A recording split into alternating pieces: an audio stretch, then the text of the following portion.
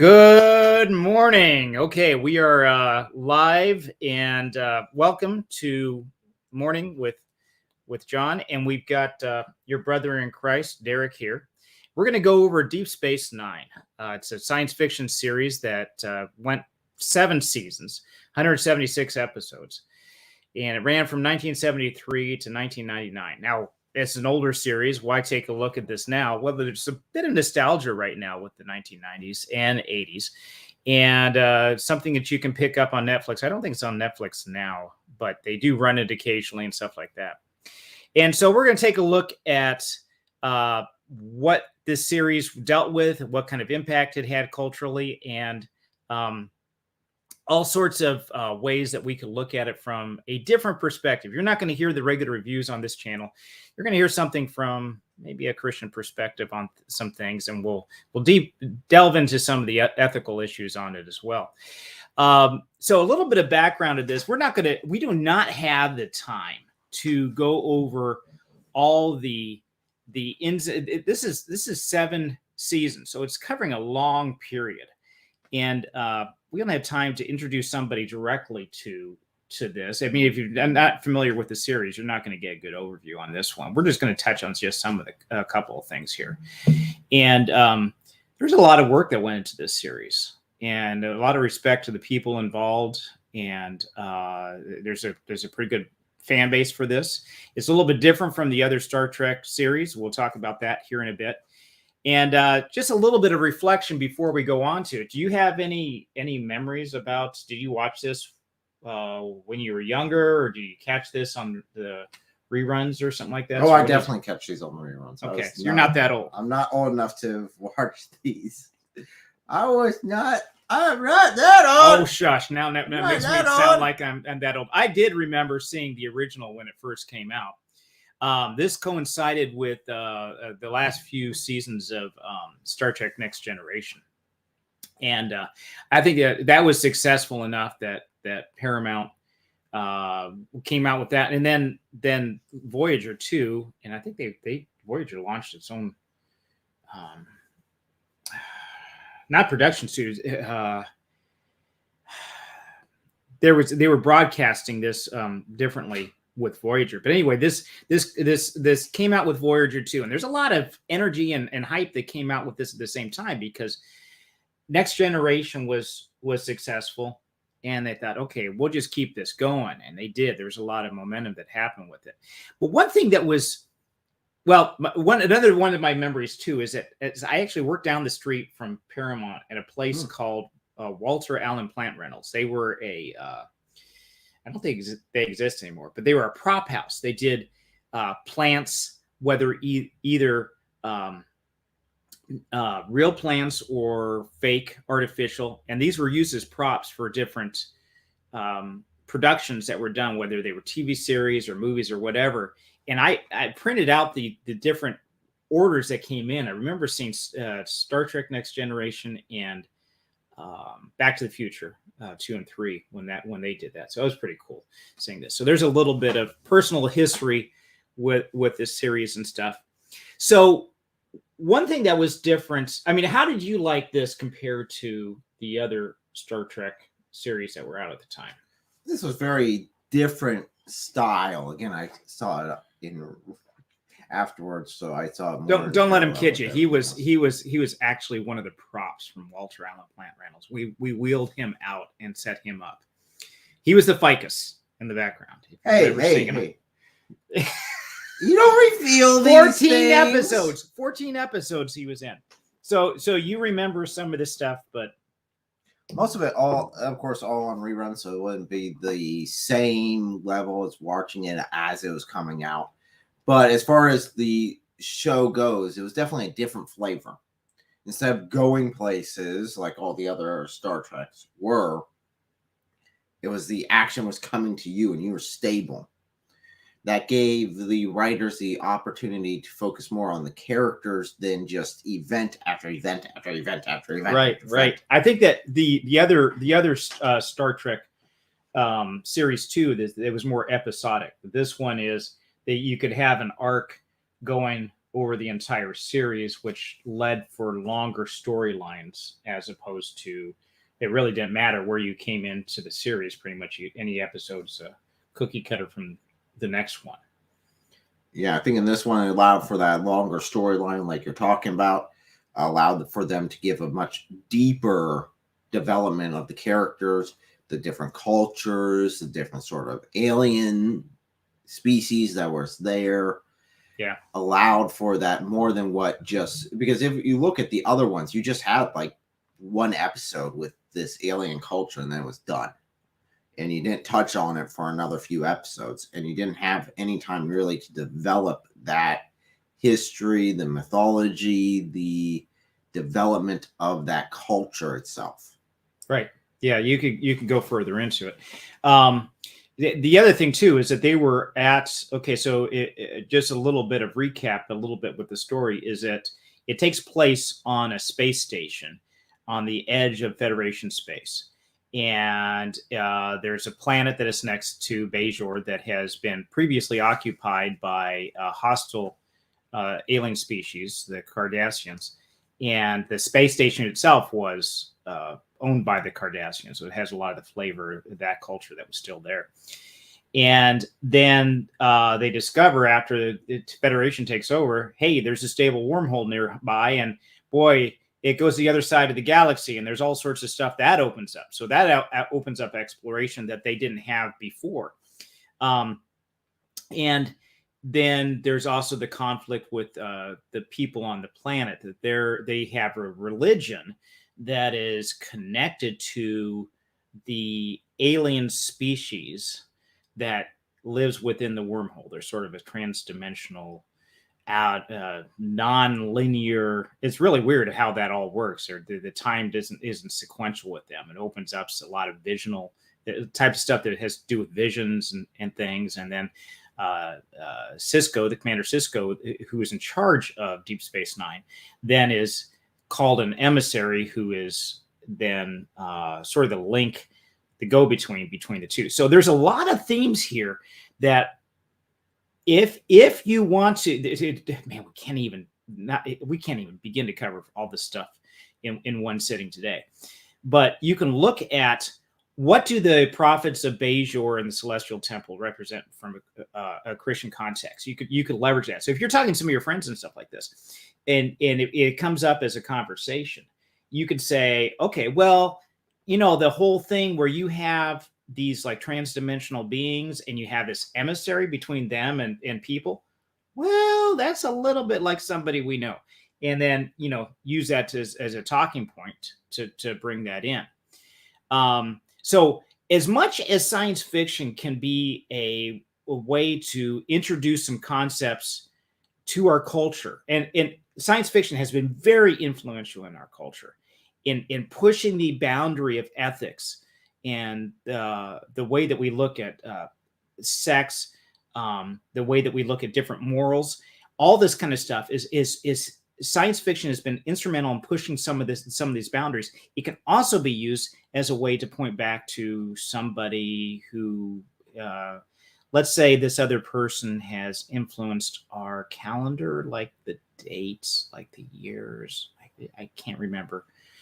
Somebody comes to mind, but he's on the edge of my tongue. So anyway, what are your thoughts about that? I mean, what is there anything in particular in Deep Space Nine, whether it's like the whole thing with the prophets, or how would you live in that if you were on Deep Space Nine with everything that's going on, the Ferengi, the Cardassians, all those different cultures? How would you live if you were there? Put yourself in someone's shoes there. Well, first of all, before we go there, I would like to mention about the whole prophets thing and the whole how that can play in, because you have a non-linear species, okay, that you're dealing with, and you can easily point that to say, well, this is how God views being outside of time himself, how God could possibly view time is in this non-linear fashion, where you have a being that can see what has happened, what will happen, and what is currently happening. Unlike the characters in the show, the prophets in the show, He's not confused about how time works. He knows how time works. He knows how time progresses. He understands that he's been here. He knows it intimately. But yet he's not limited by it. So that's an interesting point to pull up in case someone's like, well, how can you have free will if God knows everything? Well, again, he's not stuck to our linear progression of time. He's got the opportunity to see what has and has yet to come. I mean, the angels even paint that picture. I think it's in Revelations, where it's talking about he is and he was and he is to come. Talking all at once, all of time at once. That's the being they're referring to. He's just there. He is. Mm-hmm. I think that's the best description. I am that I am. Okay. Yes, you are. Yeah. How would you communicate that kind of concept to first century or even before, back in Moses' time? How would you communicate that type of concept to somebody who's a shepherd? To say that I am is okay. There's a timeless quality here beyond time. I mean, I think that really does open it up with Deep Space Nine. If you're talking to someone that is someone that's a Trekkie, a big fan of it, and they're having an issue saying, well, why didn't God just come out and say, this is exactly how I am? Be like, okay, well, go back to, the middle of nowhere, or go back to Egypt and try to explain someone at that time period, hey, this is what God is. Or in this case, using the prophets, for example, try to explain to them the prophets in that time period. It's like, okay, how would you do that? If you were one of the prophets themselves, how would you explain yourself to this primitive species that doesn't have the concepts of a lot of our scientific understandings of today? Right. So then you'd end up getting into the more of the sort of vision-like stuff that happens in Revelation. The wheel within wheel, trying to get the concepts of what will happen in the future into the minds of the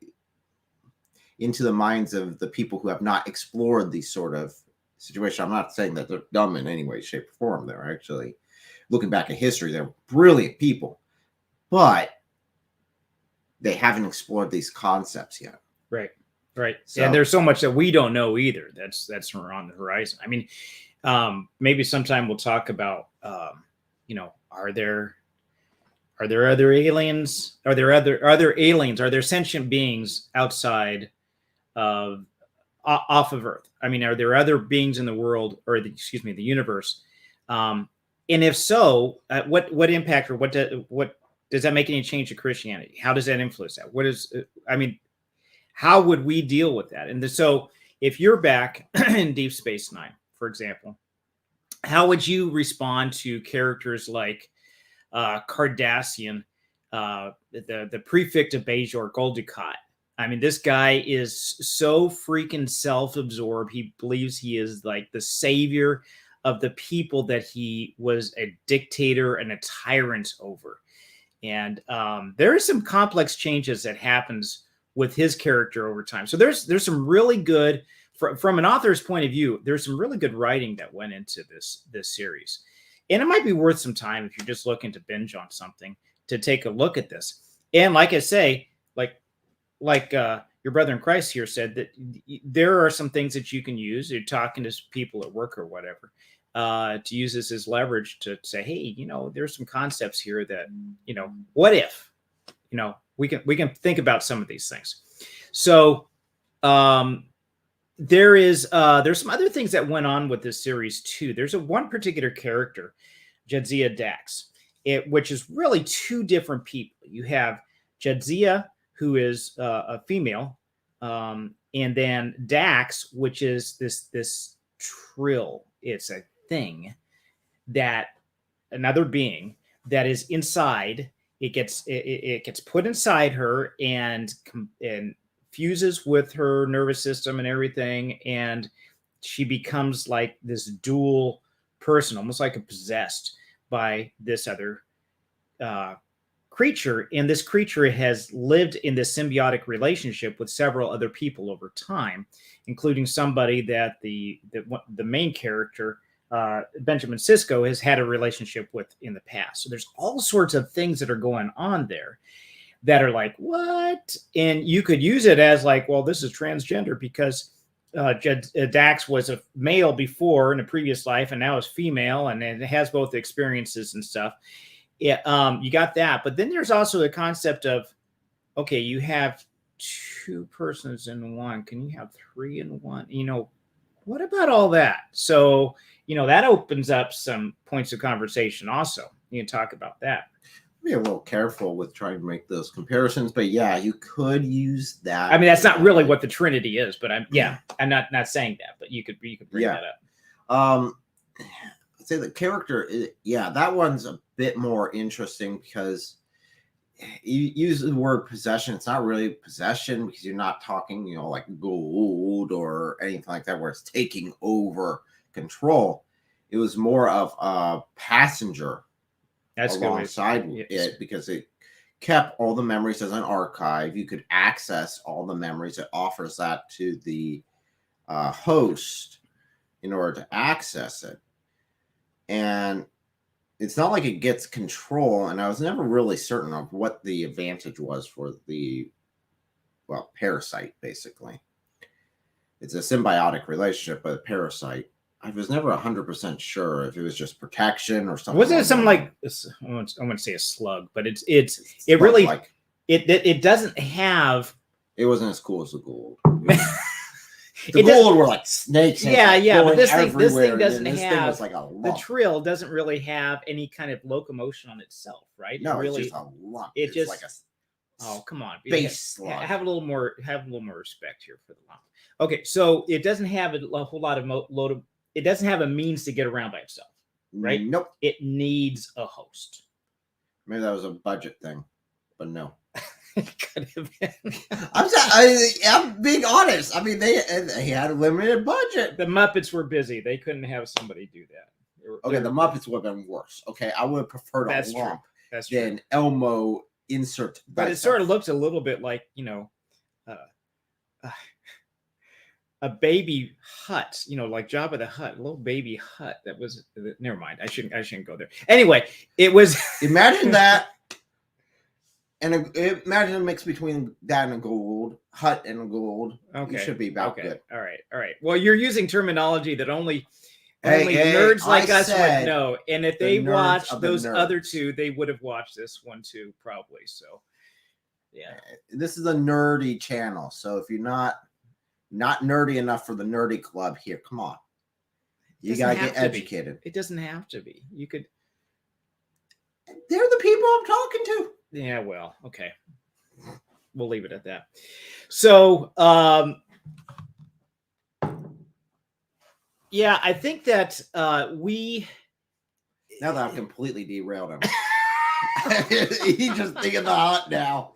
Yeah. Oh no, man! My mind is on Jabba. Yeah. I don't get it anymore. Can't get past this. Yeah. So to kind of wrap it up a little bit, there's a lot of good material in here, and I think that they explored some of these questions in a way that I don't know if you're going to see a whole lot of series right now doing. I'm not very fascinated with the current rendition or the current incarnation of. Oh, you're distracted. Click on that. Okay, sorry. New to this thing. Oh. So he's in the comments. He's looking at the comments. Okay. You want to comment on the comment? It's your comment. It's not my comment. Okay. James Witt said, can we put that up there? Yes, click on it. Okay. If I click on it. Oh, it says show. Sorry. I am a noob about this. What's up, gent? Just hope you're all good. Yes, hope you're good too. Thank you very much. So do you know this guy?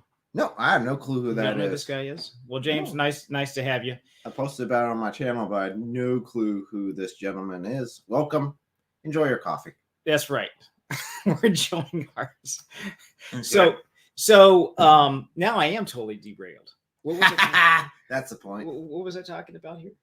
You weren't listening anyway, so it doesn't really matter. You were talking about wrapping it up and stuff. Yeah. Okay. I know we're getting close. So yeah, that's true.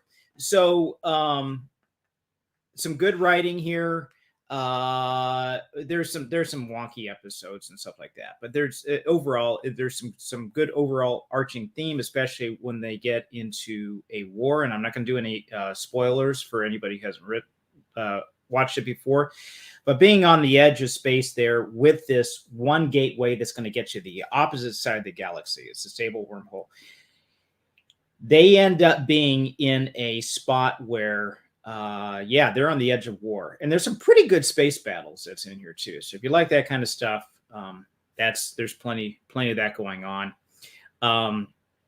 So as a recommendation, I'd say it's a pretty good series to check out, especially if you like what's going on in the Star Trek world. And would you want to add anything to that at all? No, I mean, this is a fantastic one as far as character development, character growth. You got a lot of interesting characters, a lot of interesting different events that are going on. The war is really well handled. I think the progression as it continues, I think is really well handled. There's a lot of intrigue, a lot of questions on it, and a lot of it's gray morality too, where they're just on the edge of things. There's some stuff that's kind of questionable. One episode in particular where Benjamin Sisko has to do something to get somebody else involved in the war. I'm not going to say anything more than that.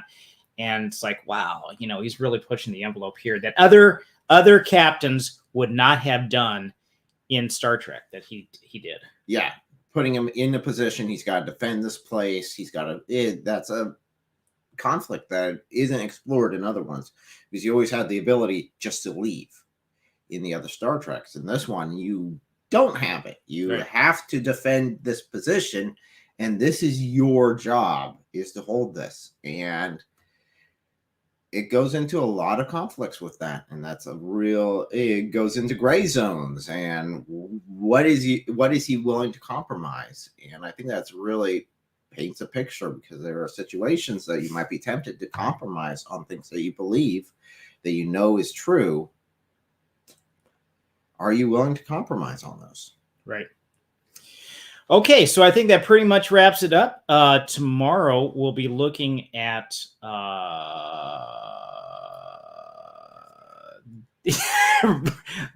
is Yahweh the breath of God? This is a meme that's been going around a bit, and you might have seen it on social media like Facebook and so forth, to say that Yahweh, the name that God gave Moses, is actually the breath of God. And we'll go over 3 reasons why that's not true. But that's tomorrow, starting at 6:30. And hopefully we'll get a chance to see you then. Until then, this is John Newton and Derek A., your brother in Christ.